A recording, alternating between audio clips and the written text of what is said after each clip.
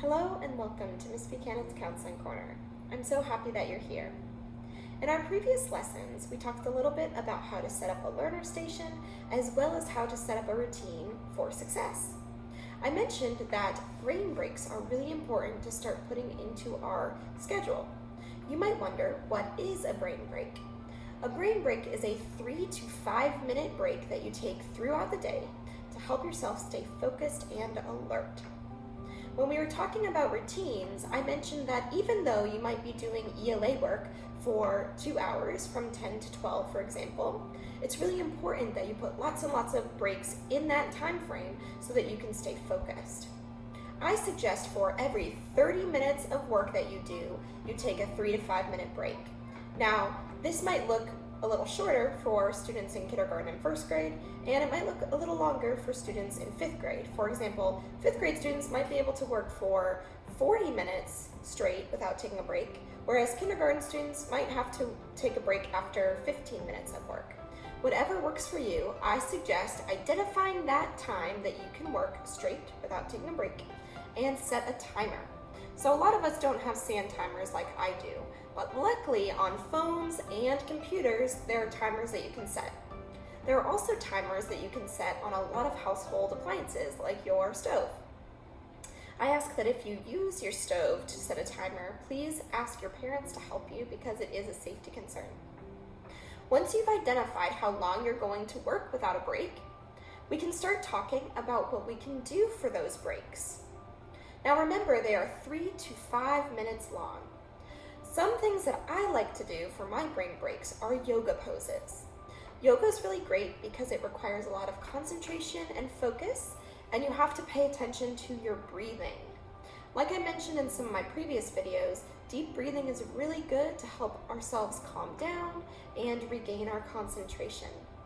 So without further ado, I'm going to show you 3 of my favorite yoga-inspired brain breaks so that hopefully you can use them in your home as well. All right, are you guys ready to learn my 3 favorite yoga-inspired brain breaks? To start, first find a rug, a carpet, or anything else that you can stand on that can support your weight. We want to make sure that when we're doing yoga-inspired moves, that we have something comfortable that we can either sit on or stand on. So I'm going to give you a couple seconds to go get those materials now. Okay, are you ready? Great. The first yoga pose I want to show you is called tree pose. I've done this pose with a lot of my students at LCE, and we love it because we like to make a challenge to see who can stand the longest in tree pose. It's really great for focusing your attention and concentration, and it's a balancing pose, so you have to work really, really hard and be very strong to hold this pose for a long time.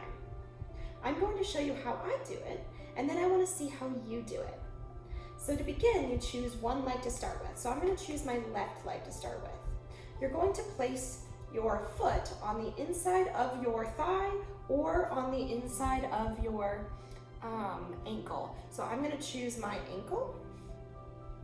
Once you have that, you can bring your hands to heart center, or you can bring your hands above your head for an added challenge. One thing I suggest when you're doing a yoga pose is to find one spot to stare at on the wall or on the floor. That will help you regain your balance. So let's try that together. Ready? Begin.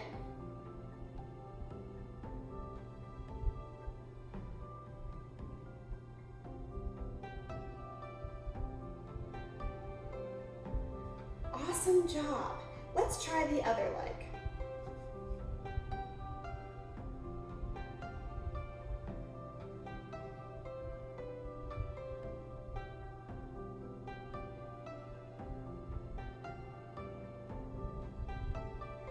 You did an amazing job.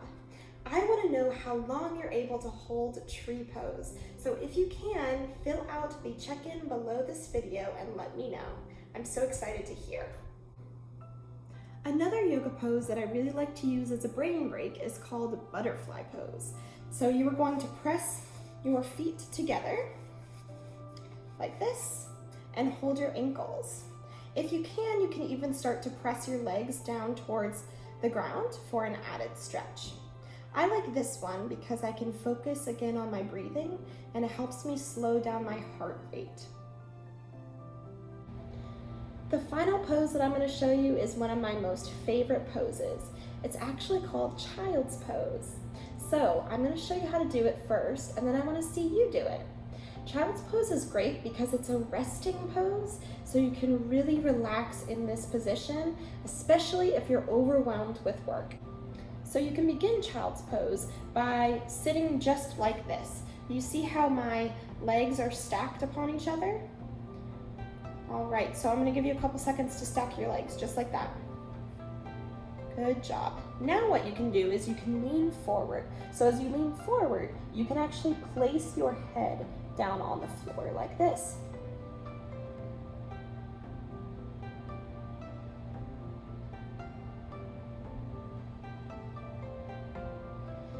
All right, do you guys like that one? I like doing some deep breathing when I'm doing child's pose. For an added stretch, you can even get your legs to widen even further, and you can put your head back down on the floor like this.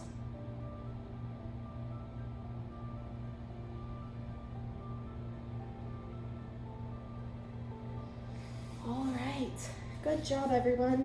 I hope that you enjoyed all of those yoga-inspired brain breaks and that they help you stay focused and not so overwhelmed. Remember that all of your teachers have created a calendar with a checklist of what we have to do every day. So my last final tip before I leave is to break ELA and math and all of those subjects into smaller manageable goals, like 15 minutes of iReady or completing a certain number of pages in my workbook.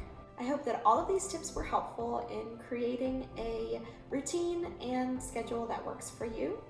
I would love to hear what some of your most favorite brain breaks are, so please leave me a comment in my check-in in the description of this video below.